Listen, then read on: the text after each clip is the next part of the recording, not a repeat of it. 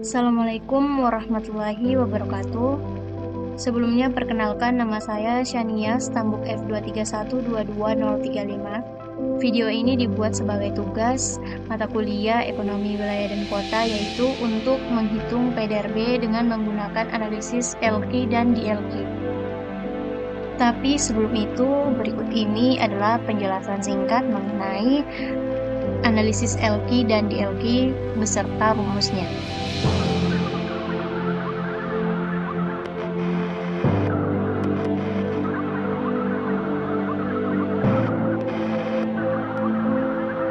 Di sini saya sudah memiliki data PDRB Kabupaten Banggai dan PDRB Provinsi Sulawesi Tengah dengan time series 5 tahun dari tahun 2019 sampai 2023. Baik, yang pertama kita lakukan adalah mencari nilai LQ tahun 2019.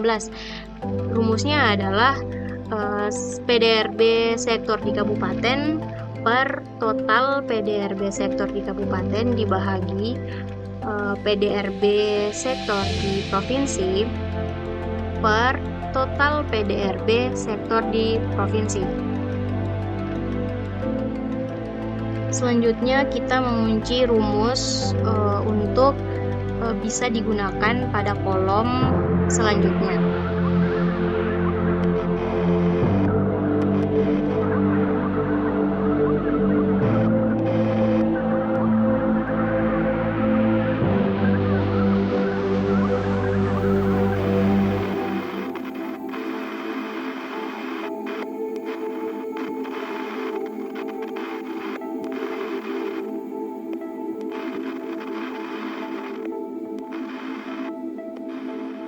Lalu kita mencari nilai LQ pada tahun 2020 dengan menggunakan rumus yang sama.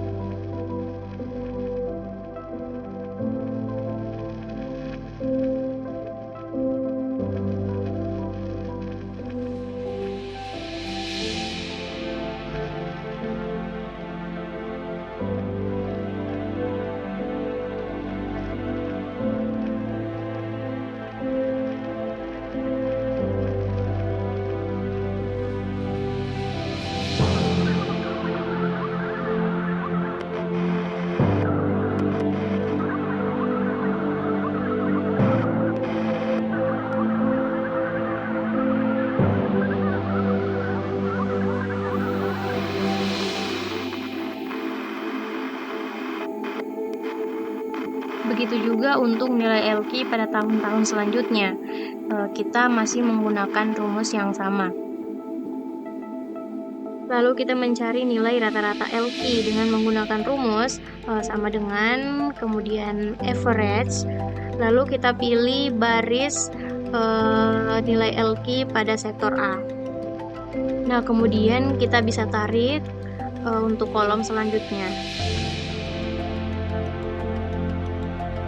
Untuk kolom keterangannya kita mengisi sektor basis atau sektor non basis dengan rumusnya sama dengan IF, kemudian buka kurung, kita pilih nilai rata-rata pada sektor A, kemudian tanda lebih dari sama dengan 1, kemudian titik koma, lalu kita ketik sektor basis, kemudian titik 2 di atas, lalu titik koma, kemudian titik 2 di atas lagi, kita ketik sektor non basis, kemudian titik 2, lalu kita enter. Nah, kita bisa tarik untuk kolom-kolom selanjutnya.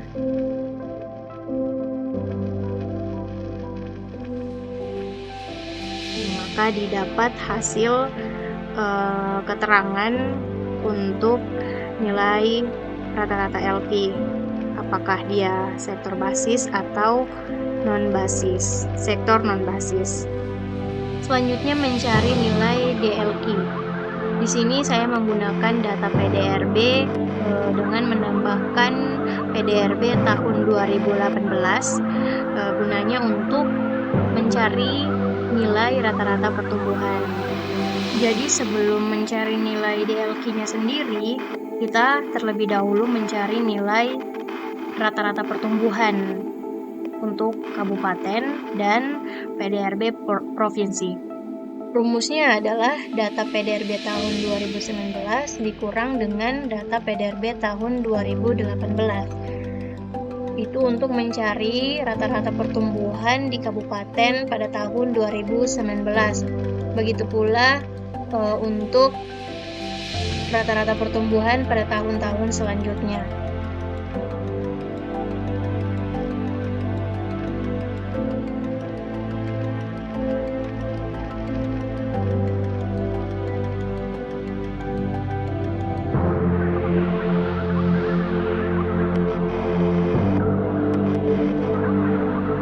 Nah, itu untuk mencari nilai rupiahnya. Kemudian kita mencari nilai persennya. Kita masukkan saja rumus sama dengan buka kurung, kemudian kita pilih Q5 dibahagi C4. Kemudian tutup kurung. Lalu kita kalikan dengan 100.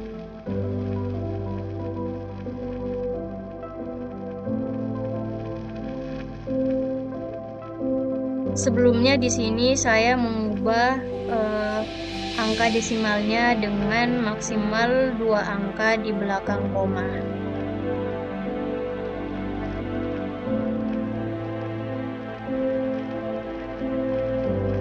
Untuk mempermudah, kita bisa menarik hasil tadi untuk baris-baris selanjutnya.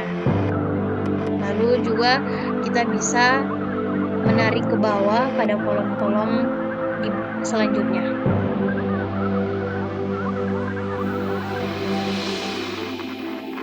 Lalu untuk nilai rata-ratanya, kita bisa menggunakan rumus sama dengan kemudian ketik average.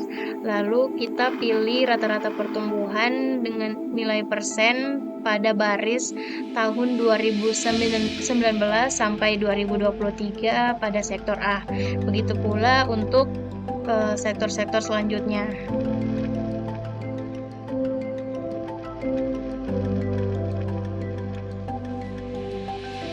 Kemudian kita mencari nilai rata-rata pertumbuhan pada provinsi atau data PDRB provinsi. Caranya sama seperti mencari nilai rata-rata pertumbuhan pada kabupaten.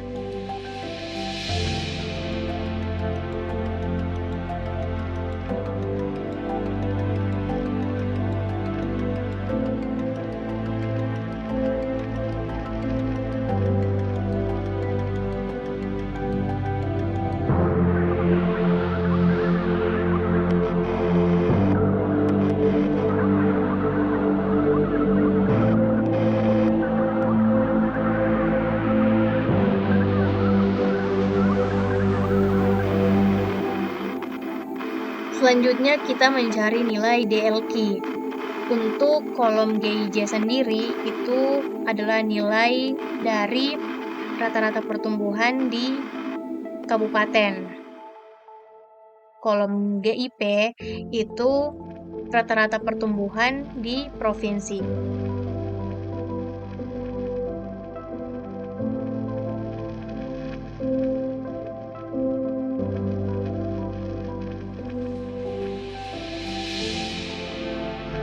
Selanjutnya, pada kolom ini nilai GIJ ditambahkan dengan satu rumusnya sama dengan 1 tambah nilai GIJ.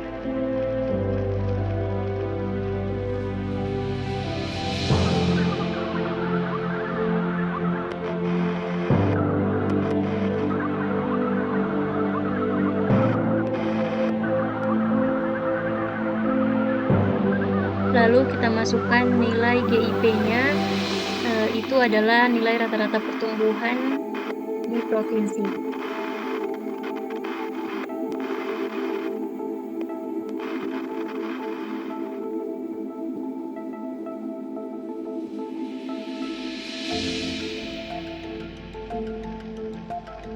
Untuk kolom ini rumusnya juga sama dengan 1 tambah nilai GIP.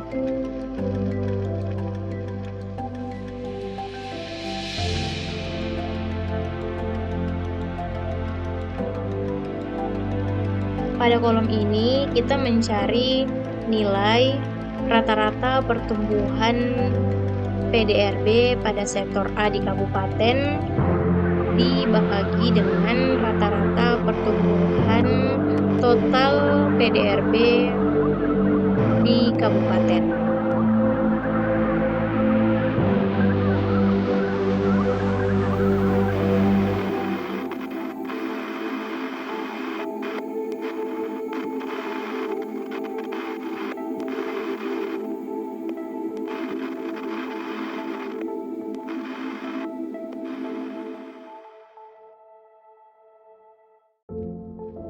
Sebelum ditarik untuk hasil kolom-kolom selanjutnya, di sini rumusnya kita kunci dulu.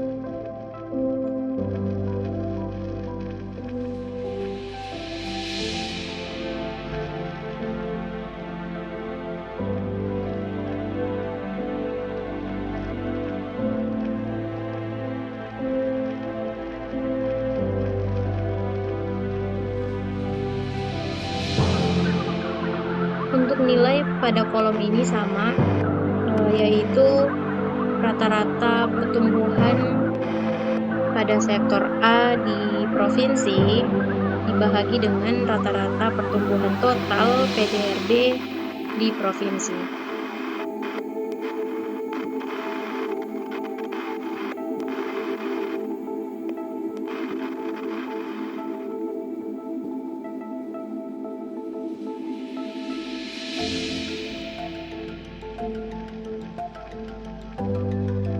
Kemudian untuk nilai T-nya adalah 5, karena rentan waktu yang dipakai adalah 5 tahun, dari tahun 2019 sampai 2023. Nah, selanjutnya untuk nilai DLQ-nya, kita menggunakan rumus sama dengan buka kurung, kita pilih kolom AS baris 3, lalu dibahagi dengan kolom AT baris 3, tutup kurung, dipangkatkan dengan T.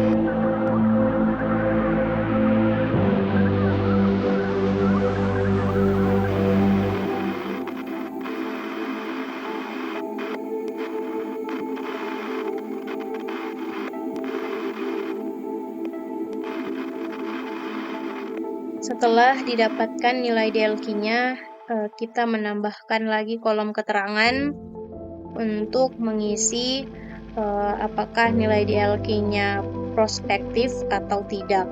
Caranya sama dengan IF buka kurung nilai DLQ-nya, kemudian tanda lebih dari, lalu sama dengan 1, lalu titik koma, titik 2 di atas, prospektif, kemudian titik 2, lalu tanda titik koma, kemudian titik 2 lagi, kita ketik tidak prospektif, kemudian titik 2, lalu kita enter.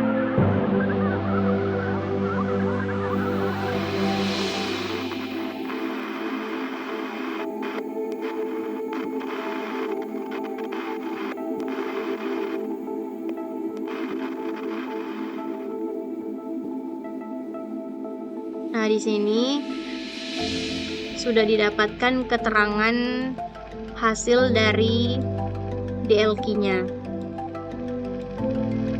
Selanjutnya yang terakhir adalah kesimpulan dari penggabungan dari analisis LQ dan DLQ.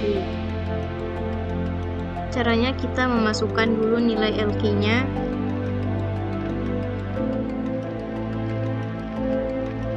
Begitu juga untuk nilai DLQ-nya, kita masukkan dulu nilainya.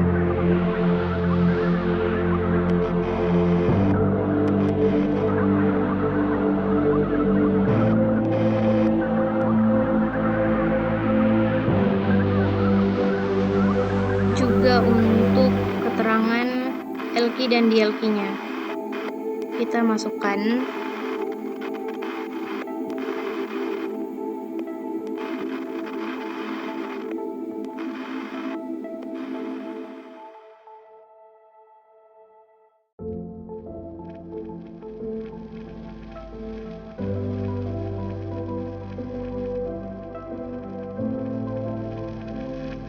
Terakhir, kita menggabungkan keterangan LQ dan DLQ. Rumusnya sama dengan LQ, kemudian ampersand, kemudian titik 2 di atas, spasi, titik 2 di atas, kemudian ampersand, lalu keterangan DLQ, kemudian enter. Kemudian kita bisa tarik untuk kolom di bawah. Nah, di sini kita bisa lihat ada 4 keterangan, yaitu sektor basis prospektif, sektor basis tidak prospektif, sektor non-basis prospektif, dan sektor non-basis tidak prospektif. Baik, cukup sekian video menghitung PDRB menggunakan analisis LQ dan DLQ. Saya mohon maaf apabila ada kesalahan dan kekurangan. Wassalamualaikum warahmatullahi wabarakatuh.